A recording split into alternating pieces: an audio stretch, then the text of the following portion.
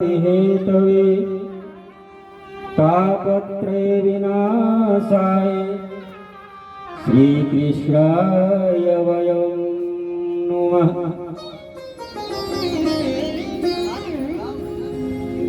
हम सभी लोग आज श्रीमद् भागवत कथा श्रवण गान करने के लिए उपस्थित हुए हैं। भगवान की कृपा से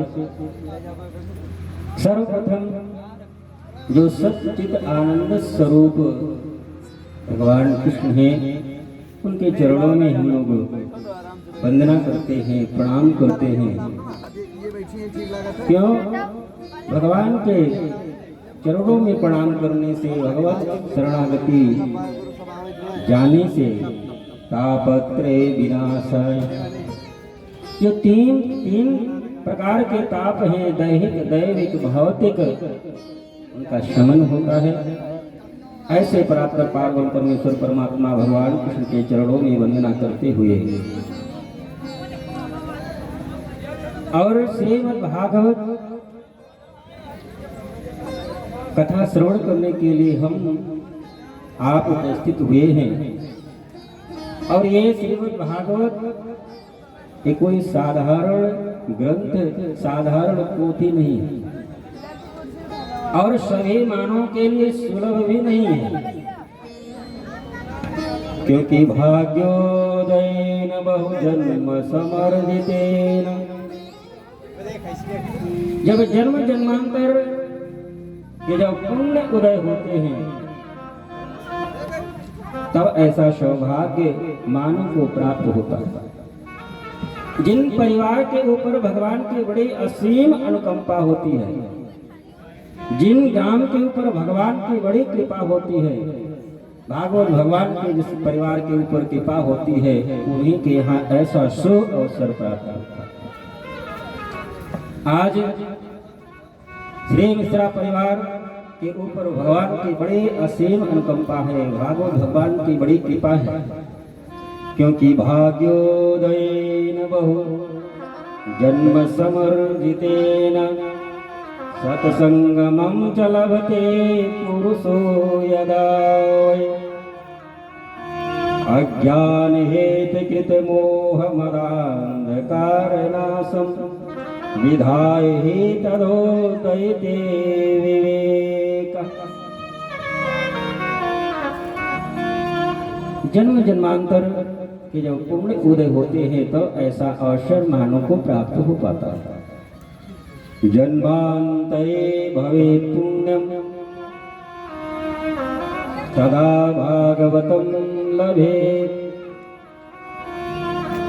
भागवत भगवान की कृपा, भगवान की जब कृपा होती है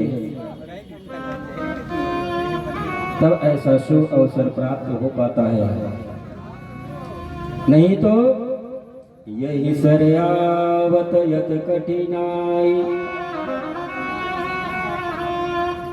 नाच नौटंकी जाने में कोई बाधा नहीं होती, लेकिन भगवत सत्संग, भगवान की कथा, भगवान की शरणागति, यहाँ में जाने में बड़ी बाधा, बड़ी कठिनाई। यही सर्यावत यति कठिनाई।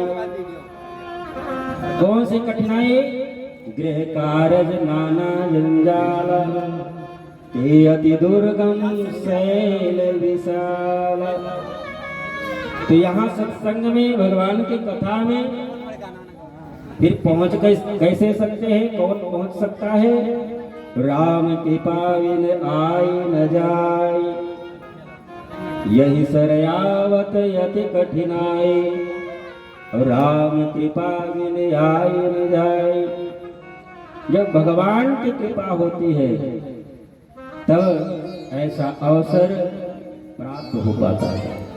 नहीं तो बगल में ही कथा हो रही है, होते रहते हैं, लोग कहते हैं आवाज तो आ ही रही है, यहीं से बैठ करके सुनते रहेंगे, लेकिन वहां सुनने से कोई लाभ नहीं मिलेगा। क्योंकि भगवान कहते हैं कि सन्मुख होए जीव वही जब ही जन्म कोटि अघ नाश ही तभी। आपके पापों का निवारण तभी होगा जब आप भगवान के सन्मुख जाए। आज हम लोगों के ऊपर भगवान की बड़ी कृपा है, ऐसा अवसर प्राप्त हुआ है। आइए हम लोग नैमिषारण्य क्षेत्र में चलते हैं, जहाँ पर 88,000 ऋषि यज्ञ यज्ञात भजन पूजन कर रहे हैं। श्री सूत जी महाराज विराजमान हैं और 88,000 ऋषियों की तरफ से प्रश्न कर रहे हैं श्री सौनक जी महाराज सूत जी से। सूत जी महाराज से सौनक जी ने प्रश्न किया कि महाराज, अब आने वाला समय कलयुग होगा। कलयुग में मानव की आयु बहुत अल्प होगी। शतयुग, द्वापर, त्रेता, इनमें 10,000 लाखों वर्षों की आयु लोगों की हुआ करती थी। किसी की 1 लाख वर्ष की आयु है, मान लीजिए उसमें से 10-20 हजार वर्ष अपना वैसे ही गवा दिया, लेकिन तो फिर भी उसकी बहुत आयु बचती थी, अपना भजन पूजन कर लेता था। द्वापर आया, त्रेता आया, एक शून्य घटता गया और कलयुग में मानव की आयु मात्र 100 वर्ष की है। महाराज 100 वर्षों में क्या कर पाएगा? वो घर परिवार मकान दुकान रिश्ता नाता उसी में ही सारा समय उसका व्यतीत हो जाएगा। शतयुग में लोग ऋषि मुनि हजारों वर्ष बैठ करके कठिन तपस्या किया करते थे, लेकिन कलयुग के मानव की आयु मात्र 100 ही वर्ष है। इसका कल्याण कैसे होगा? कोई अल्प साधन, कोई छोटा सा साधन हो, महाराज बताने की कृपा करें। और कलयुग के मानव मोह के अंधकार में महाराज डूबे रहेंगे। इसलिए आपसे निवेदन है, अज्ञान ध्वंस विध्वंस।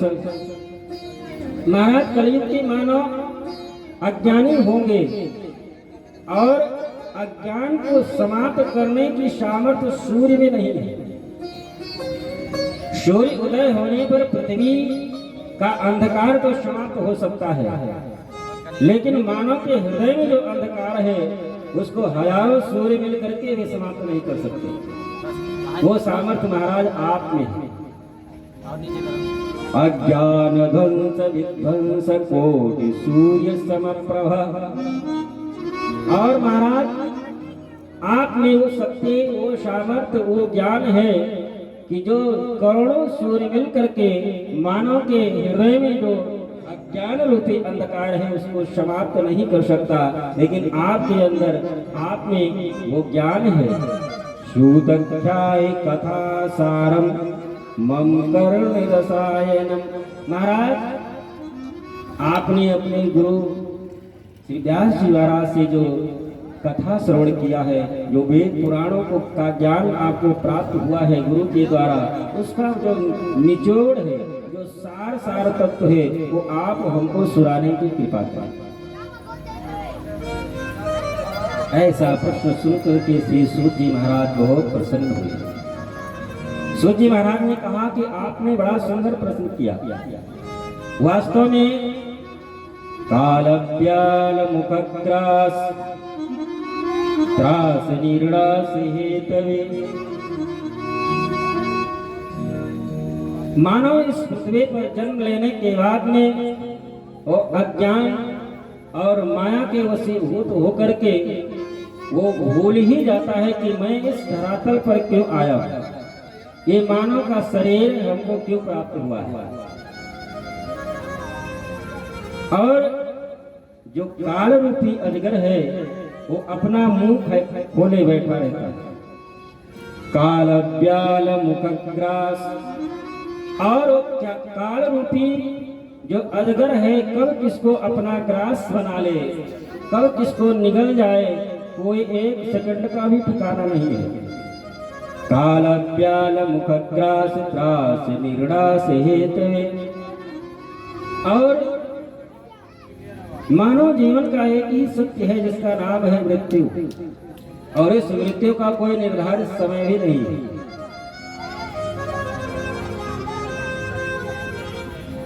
कब किसकी मृत्यु आ जाए कोई पता नहीं।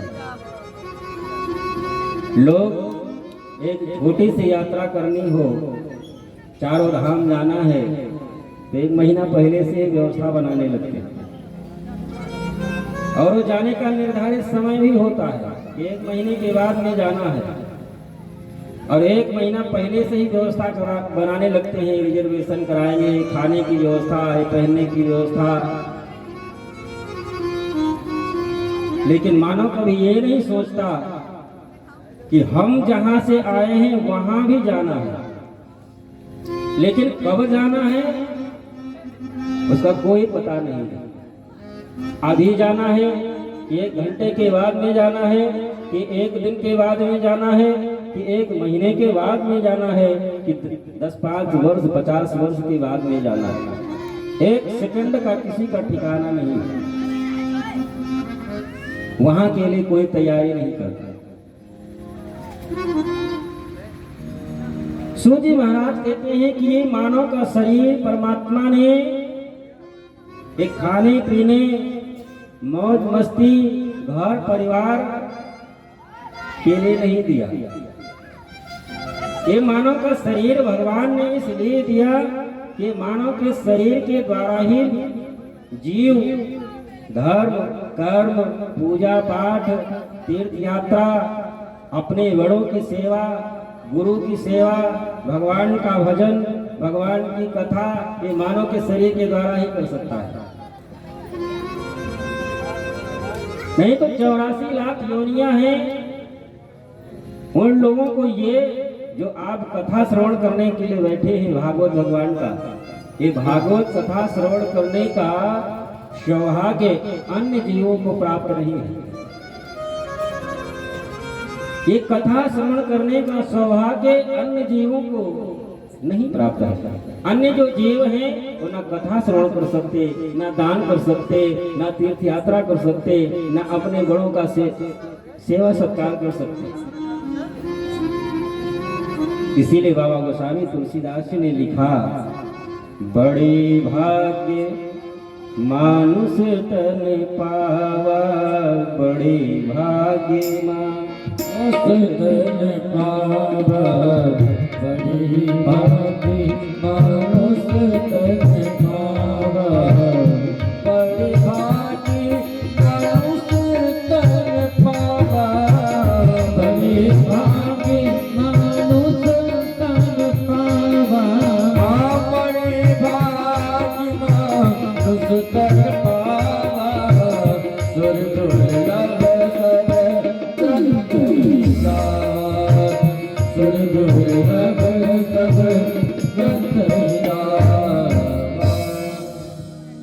बाबा ने ये नहीं लिखा कि बड़े भाग हाथिक तन पावा। जीवों में सबसे बड़ा शरीर होता है, लेकिन बाबा ने ये नहीं लिखा कि बड़े भाग हाथिक तन पावा। नहीं, जीवों में सबसे शक्तिशाली शेर होता है, बड़े भाग शेर तन पावा, बड़े भाग गदहा तन पावा, बड़े भाग कुकुर तन पावा, ऐसा बाबा ने नहीं लिखा। बड़े भाग्य मानुष तन पावा। क्यों?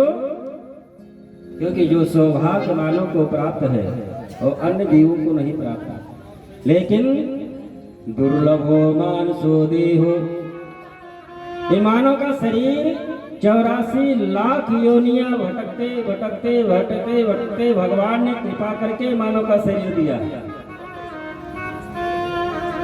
ये कितनी दुर्लभ शरीर है। लेकिन दुर्लभो मानसो देहो देहिनां क्षणभंगुरम, लेकिन इस शरीर का कोई ठिकाना नहीं है, कब छोड़ करके जाना पड़े। इसलिए समय रहते ही जाने की व्यवस्था बना लेनी।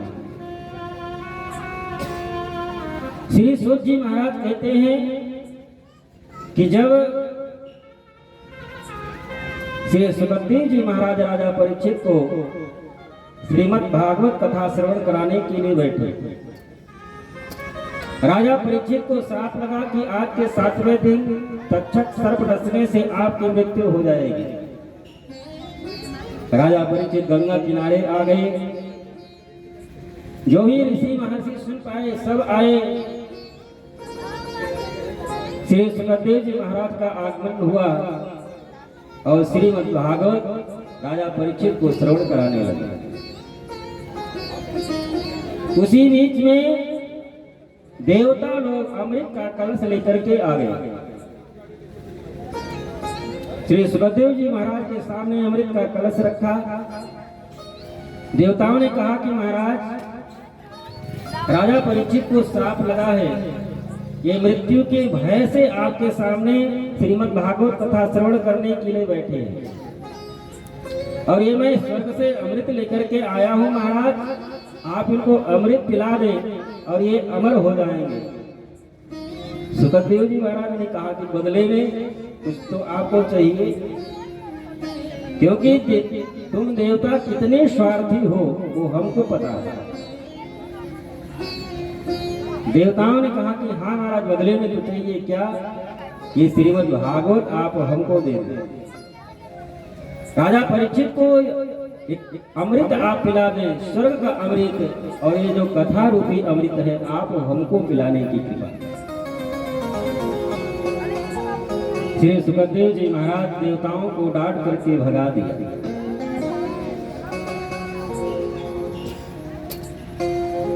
और ये अमृत भी कोई साधारण थोड़ी ना है। समुद्र मंथन करने में देवता दैत्य दोनों मिलकर के समुद्र मंथन किए।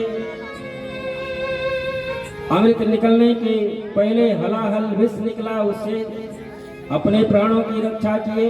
अमृत निकल आया, उसमें देवता और दैत्यों में देवासुर संग्राम हुआ।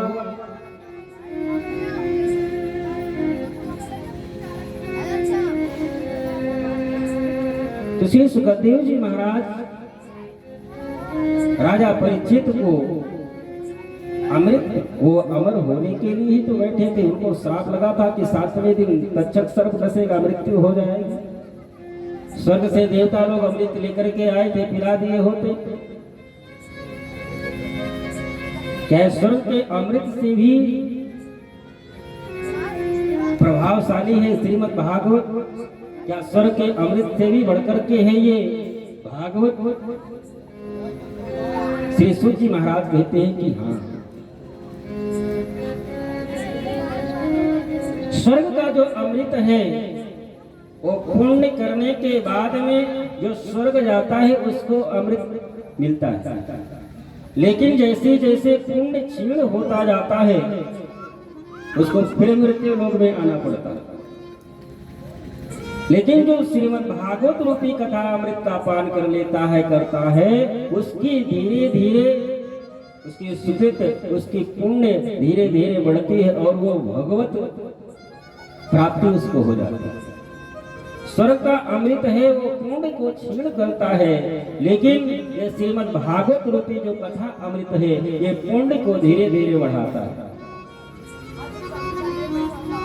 ये पुण्य को बढ़ाने वाला है। स्वर्ग का अमृत पुण्य को समाप्त करने वाला है। इसलिए देवताओं को कथा अमृत का पान श्री सुखदेव जी महाराज ने नहीं कराया। और एक बात बताएं, ये जो कथा श्रवण करने का सौभाग्य ये केवल मृत्यु लोक के मानव को ही प्राप्त है। ये कथा जो आप लोग श्रवण करने के लिए बैठे हैं ये सौभाग्य केवल पृथ्वी पर रहने वाले लोगों को ही प्राप्त है। बाकी अन्य चाहे वैकुंठ धाम हो, चाहे स्वर्ग लोक हो, चाहे ब्रह्म लोक हो या इंद्र लोक हो, कहीं पर भी कथा श्रवण करने का सौभाग्य उन लोगों को प्राप्त नहीं है। श्रीमद्भागवती वार्ता, श्रीमद्भागवती वार्ता सुराणामपि दुर्लभा। ये श्रीमद्भागवत देवताओं के लिए ही दुर्लभ है। ये केवल आप लोगों के लिए ही सुलभ है, मानो हम मानव के लिए ही सुलभ है। स्वर्ग में नायत्र वैकुंठ कथा सुधा पगा, वैकुंठ में भी भगवान की कथा नहीं है। भगवान तो मिलेंगे लेकिन भगवान की कथा नहीं मिलेगी। और भगवान की कथा भगवान से भी बढ़कर के है। न यत्र साधो भगवस्तदाश्रयाः, और वहां पर ना साधुओं के साधु संतों का सत्संग प्राप्त हो सकता है। न यत्र यज्ञेश मथे मखा महोत्सव, जो यज्ञ अनुष्ठान करने का सौभाग्य आप लोगों को प्राप्त है और स्वर्ग और वैकुंठ में रहने वाले लोगों को न प्राप्त नहीं है। और भगवान की कथा भगवान से ही बढ़ करके। उदाहरण, जब मर्यादा पुरुषोत्तम भगवान राम अवध में अपनी लीला का स्मरण करके जब वैकुंठ धाम जाने लगे तो श्री हनुमान जी महाराज आकर के राम जी के चरणों में प्रणाम करके निवेदन करने लगे, प्रभु अब आपका दर्शन कैसे प्राप्त हो पाएगा।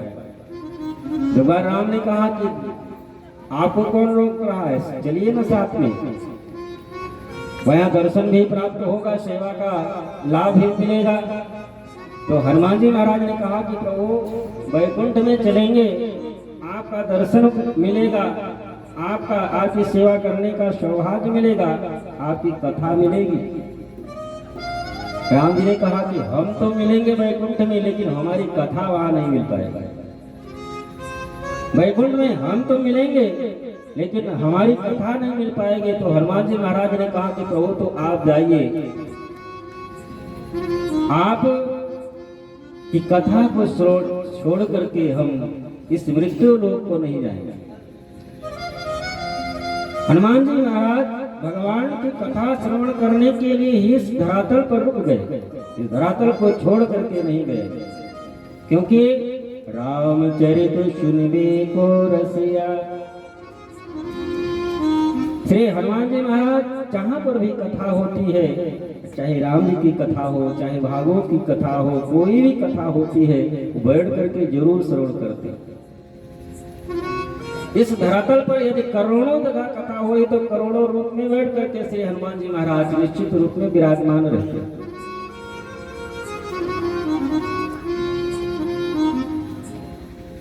श्रीमद्भागवती वार्ता सुराणामति दुर्लभा, ये देवताओं के लिए भी दुर्लभ है और भगवान की बड़ी असीम अनुकंपा है कि हम आपको ये शुभ अवसर प्राप्त हुआ है। देवताओं को जब राजा सुखदेव जी महाराज डांट करके भगा दिए, देवता ब्रह्मा जी की शरण में गए, ब्रह्मा जी से निवेदन करने लगे कि हम गए थे धरातल पर श्रीमद् भागवत कथा अमृत का पान करने के लिए और बदले में हम स्वर्ग का अमृत लेकर के गए थे, लेकिन श्री सुखदेव जी महाराज ने हम लोगों को वापस कर दिया। ये कह करके वासुधा क्वा कथा लोके क्वा काचा क्वा मणिर्महान् ब्रह्मरातो विचारेव तदा देवं जिहास्यः। ब्रह्मा जी ने कहा कि चलो ठीक है, 7 दिनों तक श्री सुखदेव जी महाराज राजा परीक्षित को कथा सुनाएंगे। 7वें दिन राजा परीक्षित का क्या होता है वो हम लोग देखें पहले। क्या स्वर्ग के अमृत से भी बढ़कर के है श्रीमद् भागवत। 7 दिनों तक श्री सुखदेव जी महाराज राजा परीक्षित को कथा सुनाए और 7वें दिन स्वयं पूर्ण परात्पर पार्वण परमेश्वर परमात्मा भगवान नारायण विमान लेकर के आए और राजा परीक्षित को अपने विमान पर बैठा करके वैकुंठ लोक को चले। ब्रह्मा जी ऐसा देख करके आश्चर्यचकित हो गए कि श्रीमद् भागवत में ये शक्ति, ये सामर्थ्य कि जिसकी मृत्यु सर्प दंश से हो उसको वैकुंठ धाम जिसकी मृत्यु ब्राह्मण के श्राप से हो उसको वैकुंठ धाम मिल जाए, जबकि सर्पदंश से जिसकी मृत्यु होती है उसको अकाल मृत्यु कहते हैं, उसको हजारों वर्ष प्रेत की योनि में रहना पड़ता है। और जिसकी मृत्यु ब्राह्मण के श्राप से होती है उसको भी हजारों वर्ष नरक में रहना पड़ता है। और राजा परीक्षित को दोनों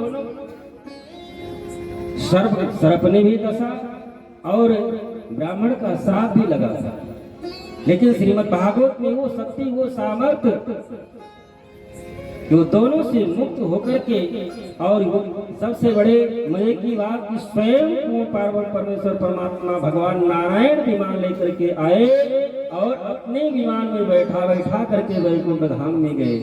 ये श्रीमद् भागवत की महिमा। श्री सूर्य से शौनक जी ने प्रश्न किया कि महाराज, जब श्रीमद् भागवत की ये महिमा है, ये शक्ति है, ये सामर्थ्य है, ये श्रीमद् भागवत 7 ही दिन की क्यों? ये 7 ही दिन की क्यों रखी गई?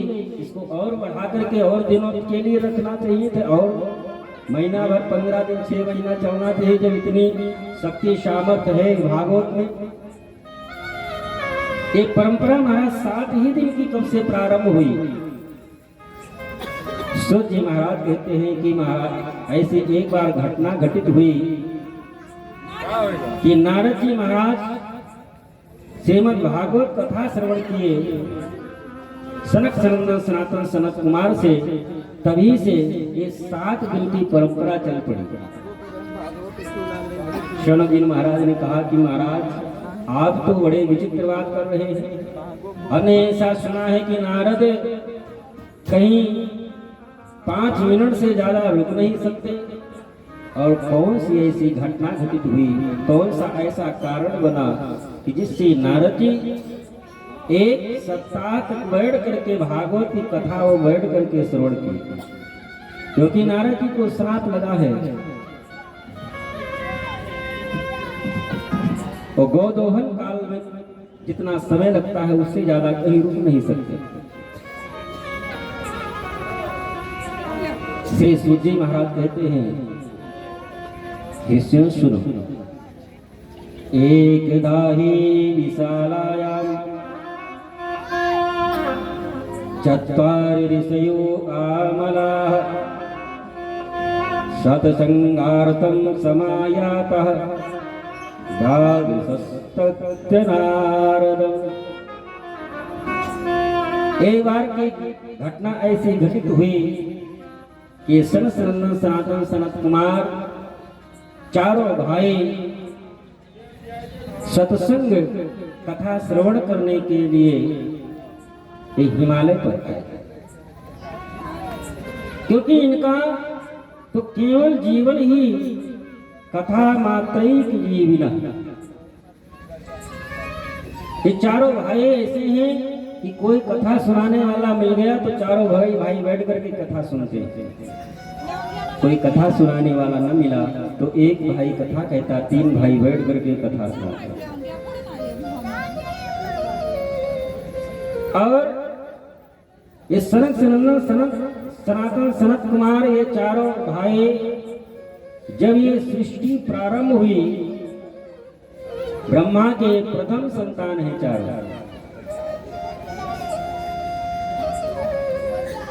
प्रथम संतान है, लेकिन सतयुग बीत गया, द्वापर त्रेता बीत गया, कलयुग आ गया,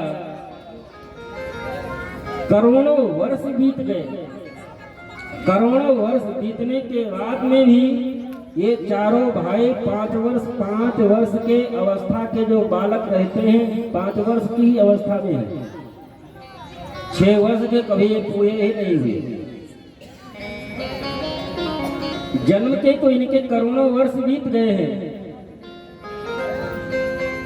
लेकिन ये 5 वर्ष के बालक ही रहते हैं। क्यों? ये अपने शरीर को बढ़ने नहीं देते, क्योंकि 5 वर्ष का जो बालक होता है बिल्कुल निर्विकार होता है। उसको संसारिक जो कार्य है उसको पता ही नहीं होता। 5 वर्ष का जो बालक है, आप 2 थप्पड़ मार दो, थोड़ी देर के बाद में पुचकार करके बुला लो, पास में आ जाएगा। वो आपसे ईर्ष्या द्वेष घृणा नहीं करेगा। और दूसरा कारण, ये चारों भाई जब मानसिक सृष्टि ब्रह्मा जी कर रहे थे, चारों भाई जब जन्म लिए, ब्रह्मा जी ने कहा कि सृष्टि में सहयोग करो। ब्रह्मा जी से चारों भाइयों ने कहा कि हम भगवान का भजन करेंगे, हम भगवान का कथा श्रवण करेंगे, आप जो कार्य कर रहे हैं पिताजी आप करें। ब्रह्मा जी ने कहा कि आप बड़े हो जाओगे, विवाह कर देंगे, तब तो हमारे कार्य में लग जाओगे। चारों ने कहा कि हम बड़े ही नहीं होंगे, अब हमारा विवाह कैसे करेंगे। तो चारों भाइयों ने कहा कि हम बड़े ही नहीं होंगे, आप विवाह कैसे करेंगे। आज ये चारों भाई सनातन सनत कुमार चारों भाई हिमालय पर्वत पर विराजमान हैं। और इधर नारद जी महाराज चिंतातुर होकर के उधर से ही निकल रहे थे। नारद जी को देख करके चारों भाइयों ने मन में विचार किया, ये नारद जी का चेहरा क्यों उतरा हुआ है। नारद जी समीप में पहुंचे। नारद जी से शरद कुमारों ने पूछा कि नारद, कथम ब्रह्मांडीन मुखः कुतश्चिन्तातुरो भवान् त्वरितं गम्यते कुत्र कुतश्चागमनं तव। महाराज, आप ऐसे संत यदि इतने उदास हो तो संसारिक जीवों का क्या होगा। शरद कुमारों ने कहा, नारद जी आपको देख करके ऐसा लग रहा है कि जैसे किसी का कोई सब कुछ छीन लिया हो, घर मकान दुकान बेटी बेटा परिवार सब कुछ कोई छीन लिया हो। जिस प्रकार की उसकी कंडीशन हो उसी प्रकार आपकी लग रही है। लेकिन महाराज आपने तो कोई आज तक कुटिया भी नहीं बनाई। ये माला के अलावा आपके पास में फूटी कौड़ी भी आज तक नहीं रही। शादी विवाह की बात तो छोड़ो, आपका तो निरंतर भगवान का भजन करने वाले एक ही धन केवल वो है राम नाम का। वो धन तो कोई छीन नहीं सकता। जो धन आपके पास में है सत्संग का, भगवान के भजन का, उसको तो कोई छीन नहीं सकता। और जो छीनने वाला धन है वो आप कभी रखते नहीं। उदासी का कारण क्या है।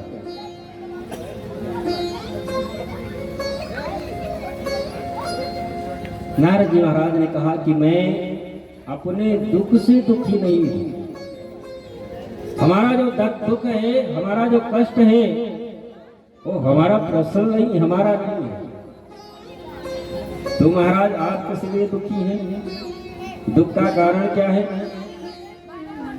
नारद जी कहने लगे कि हमारे मन में यही इच्छा हुई कि पृथ्वी पर चलूं और कहीं मैं भगवान की कथा सुनूं, क्योंकि भगवान की कथा सुनने में जो आनंद मिलता है वो आनंद अन्य चीजों में नहीं है।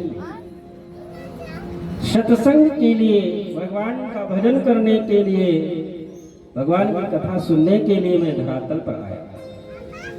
अहम तुम पृथ्वी यातौ ज्ञात्वा सर्वोत्तममिति।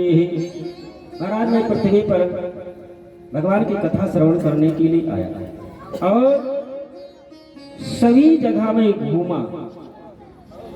पुष्करम च प्रयागम च, मैं पुष्कर गया, प्रयाग गया, काशी गोदावरी तथा काशी गोदावरी सभी जगह मैंने जा करके देखी। ना योगी नैव सिद्धो वा ना ज्ञानी सक्रियो नरः। और महाराज हरिक्षेत्रम कुरुक्षेत्रम श्रीरंगम सेतुबंधनम, हरिद्वार रामेश्वरम पृथ्वी पर जितने भी तीर्थ हैं, मैं सभी तीर्थों में घूम घूम करके, मैं सभी तीर्थों में जा जा करके सत्संग के लिए मैं सभी तीर्थों में गया। लेकिन महाराज सभी तीर्थों में अब जितने भी तीर्थ हैं उनका तीर्थत्व तो नहीं रहा। तीर्थों में भी अब सौदेबाजी होने लगी है और सौदेबाजी के कारण और बिजनेस के कारण तीर्थ का जो महत्व था, तीर्थ में जो शक्ति थी, सामर्थ्य थी महाराज, वो धीरे धीरे समाप्त हो गया।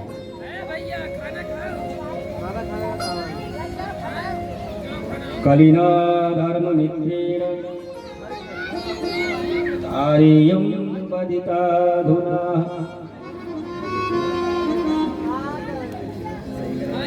कलियुग का जो अधर्म नाम का मित्र है, वो अधर्म लगता है कलियुग आने के बाद में जो इसका मित्र अधर्म है वो संपूर्ण पृथ्वी पर अपना साम्राज्य जमा चुका है। क्योंकि मैं तीर्थों में भ्रमण करता रहा, तीर्थों में तीर्थ का कहीं प्रभाव न देखा। और महाराज मैंने देखा कि अब तीर्थों में उसका तीर्थों में शक्ति सामर्थ्य न रही। मैंने सोचा कि चलो साधु संतों की कुटिया पर चलो, जो निरंतर भगवान का भजन पूजन किया करते हैं। नारद जी कहते हैं कि जब संतों के आश्रम में जाकर के देखा, पाखंड निरता संतो विरक्ता सा परिग्रहा। महाराज अब कलयुग के समय में लोग संत उसी को मानते हैं जो जितना बड़ा पाखंड कर ले जाएगा। जो जितना बड़ा पाखंडी वो उतना ही बड़ा संत उसको लोग मानते हैं। जिसके पास में 10, 20, 50 हजार चेला चपाटी, एयर कंडीशन में रहना, हजारों करोड़ों की बैंक बैलेंस, एयर कंडीशन में रहना, एयर कंडीशन के 10, 20, 50 गाड़ियां चले तो काफिला चले, उसी को लोग संत मानते हैं। पाखंड निरता संतो विरक्ता सा परिग्रहा। लेकिन महाराज जो संत है उसको एक लंगोटी और माला के अलावा और क्या चाहिए। लोग जो संत हैं, जो वास्तविक भगवान का भजन करने वाले हैं, जो वास्तविक संत हैं, उनको कलयुग में लोग पागल मानते हैं। पाखंडियों को तो संत मानते हैं और संत को पाखंडी मानते हैं।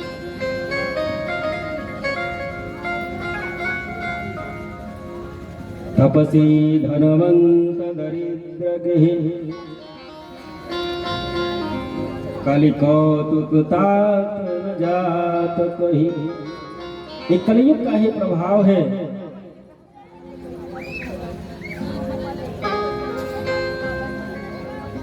महाराज अधर्म ने इस धरातल पर अपना लग रहा है पूर्ण रूप से अपना साम्राज्य स्थापित कर लिया। और जो धर्म का परित्याग कर देता है उसकी रक्षा तो भगवान भी नहीं कर पाता। आजकल तो हर महीने एक भगवान पैदा हो जाते हैं। और आज के समय में एक ऐसी दुराचारी जो सऊदी अरब से चल करके